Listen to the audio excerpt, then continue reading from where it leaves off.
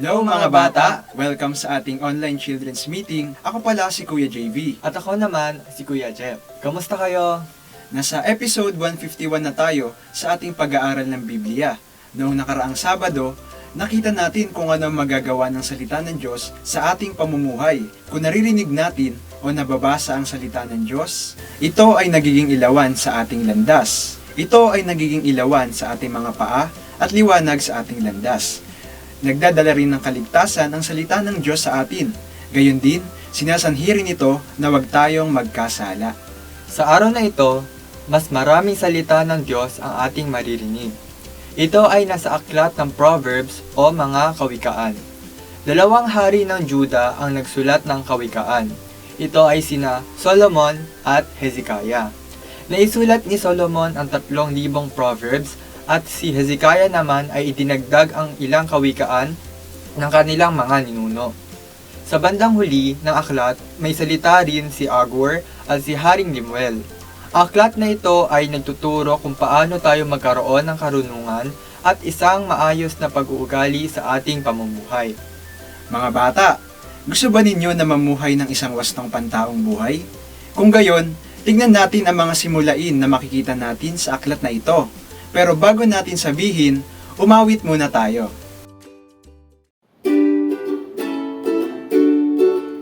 Mga bata, bago tayo umawit, basahin muna natin ang lyrics ng ating kanta.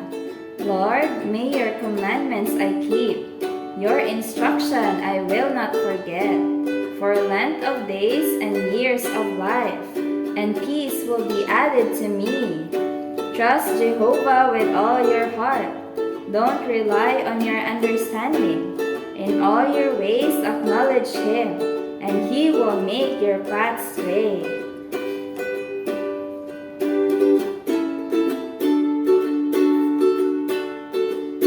Lord, may your commandments I keep. Your instruction I will not forget.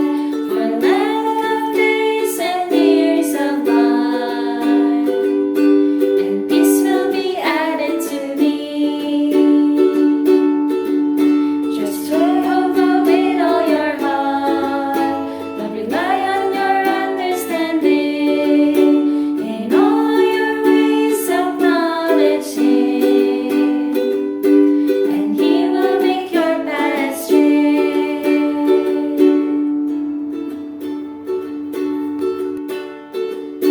Lord, may your commandments I keep. Your instruction I will not forget. For length of days and years of life, and peace will be added to me. Just Jehovah with all your heart.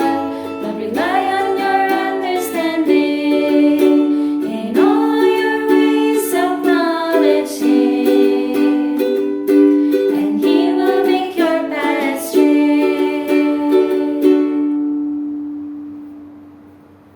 Ang bawat simulain dito ay isang butil ng karunungan.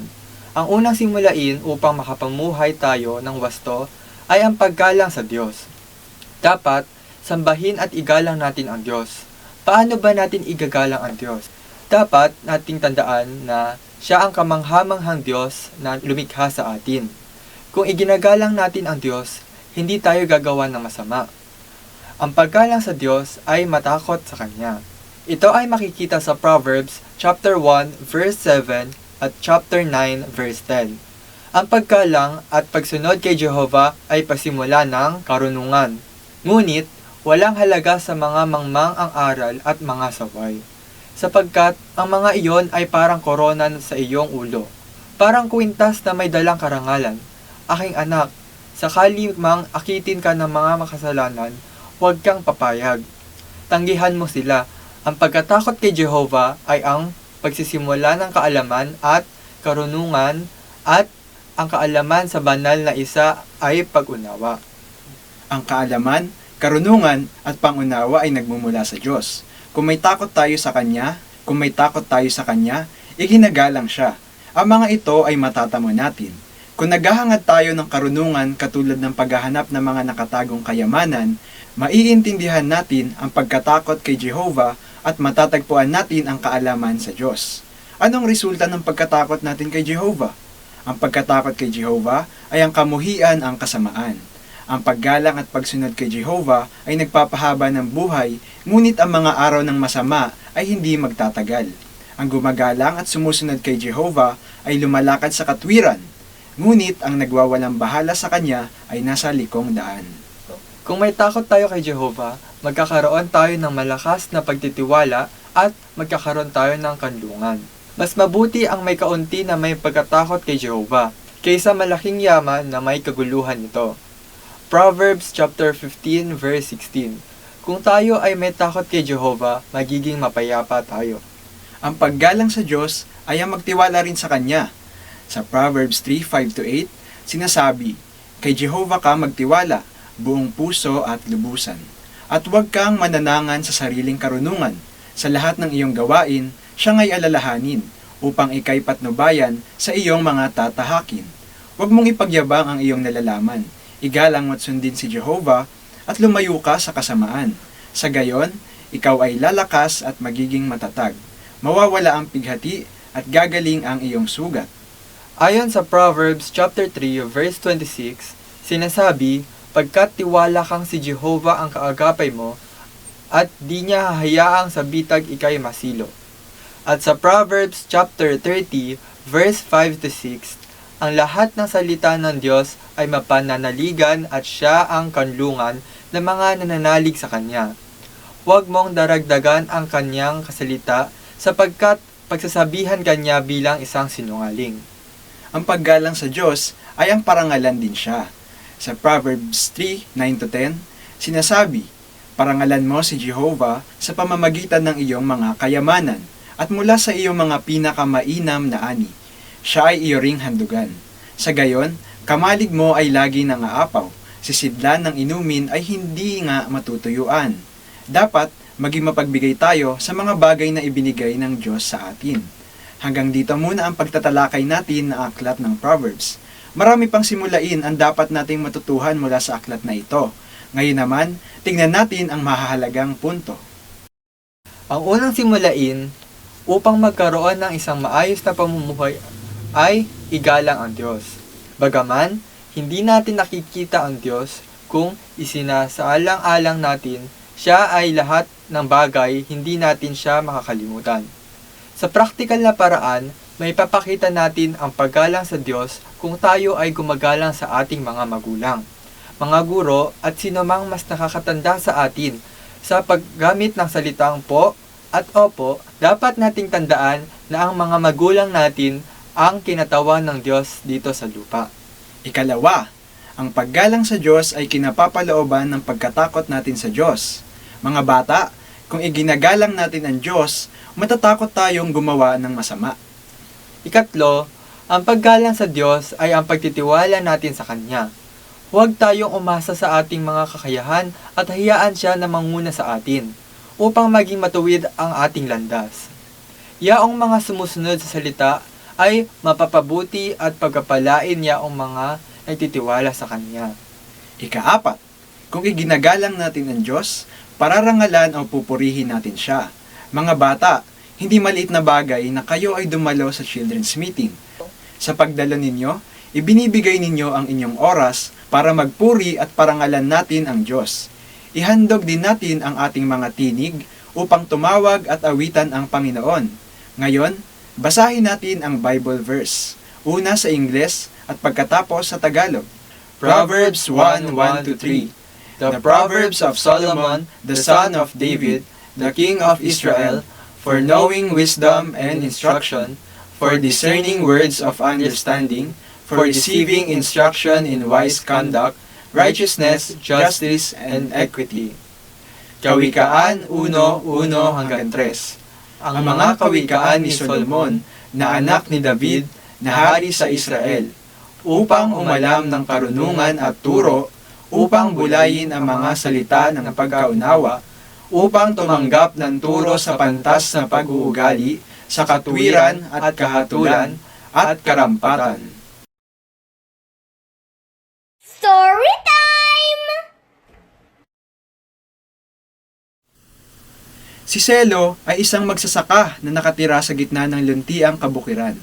Kilala siya sa pagiging matapat, masipag at may mabuting puso. Walang kapaguran siyang nagtatrabaho sa kanyang bukid, naghahasik at nagaani na nakakatulong sa kanya na tustusan ang kanyang pamilya. Naniniwala siya sa kasabihang, kung ano ang iyong itinanim, ay siya mong aanihin. Isang araw, may isang bagong magsasaka na dumating sa nayon. Siya ay si Turo, at kilala sa pagiging tuso at andaraya.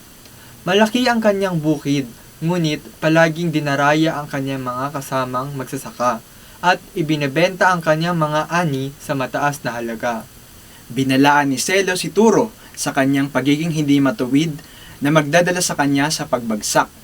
Gayunman, hindi nakinig si Turo sa kanyang payo at nagpatuloy sa pandaraya.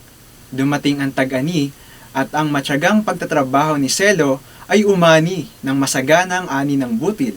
Sa kabilang panig, hindi naging maganda ang ani ni Turo dahil napeste ang kanyang pananim. Sinikap niyang ibenta ang kanyang ani sa mataas na presyo, ngunit wala ni isang gustong bumili sa kanya. Napagtanto ni Turo ang kanyang kamalian at nagsisi sa hindi pakikinig sa payo ni Selo. Pinuntahan niya si Selo at humingi ng tulong sa kanya. Si Selo, na may mabuting puso, ay tinulungan si Turo ng paraan ng kanyang pagtatanim at ang kahalagahan ng pagiging matapat. Sa maikling panahon, natuto si Turo ng mahirap na paraan. Kung ano ang iyong inihasik ay siya mong aanihin. Ang dati niyang likong paraan ay nagsanhi ng suliranin sa kanya. Ngunit, nagsimula siya ng isang bagong pahina at naging isang mabuting tao. Ang kabaitan at paggabay ni Selo ay tumulong kay Turo na makita ang kamalian ng kanyang paraan. At siya ay nagpasalamat para sa ikalawang pagkakataon. Simula noon, kapwa sina Selo at Turo ay magkasamang gumawa bilang matatapat at masisipag na mga magsasaka. Inihahasik ang mga binhi ng katapatan at karangalan at kasipagan sa gawain at umaani ng mga gantimpala ng kanilang pagpapagal. O mga bata, sana nagustuhan ninyo ang kwento. Oras na para sa ating breakout room. Makinig kayo sa inyong mga shepherd at sumagot sa kanilang mga katanungan. Pwede rin kayong magsalita sa mga punto na natamasa ninyo. Pagkatapos, huwag muna kayong aalis dahil meron tayong picture taking. Oh, nag-enjoy ba kayo sa breakout rooms? Ngayon naman, sumabay kayo sa panalangin. O Panginoong Hesus, O Panginoong Jesus, pinupuri ka namin sa mga kawikaan pinupuri ka namin sa mga kawikaan na nagtuturo sa amin na nagtuturo sa amin na maging maayos ang aming pamumuhay. na maging maayos ang aming pamumuhay. Nawa maging magalang kami sa iyo Nawa maging magalang kami sa iyo at magkaroon ng takot at magkaroon ng takot at pagtitiwala lamang sa iyo. at pagtitiwala lamang sa iyo. O Panginoong Hesus, mahal ka namin. O Panginoong Jesus, mahal ka namin. Amen. Amen. O mga bata, hanggang dito na lang muna ang ating meeting. Pero huwag kayong mag-alala dahil makikita tayo muli sa susunod na Sabado, sa ganap na 2:00 hanggang 3:00 ng hapon. Para sa mga episodes na gusto ninyong muling pakinggan, pumunta lamang kayo sa YouTube at isearch ang CIM Online Children's Meeting. Doon ay makikita nyo ang lahat ng mga kwentong natalakay natin. at mga kantang inawit natin sa bawat episode. Maaari rin kayo mag-invite ng inyong mga kaibigan upang sila rin ay makarinig ng salita ng Diyos. Huwag niyo rin kakalimutan manalangin, magbasa ng Biblia at tumawag ng "Oh Lord Jesus! Oh Lord Jesus! Oh Lord Jesus!" Dahil kapag ginawa niyo ang mga ito, kayo ay magiging mga mahusay! Paalam! Hanggang sa muli!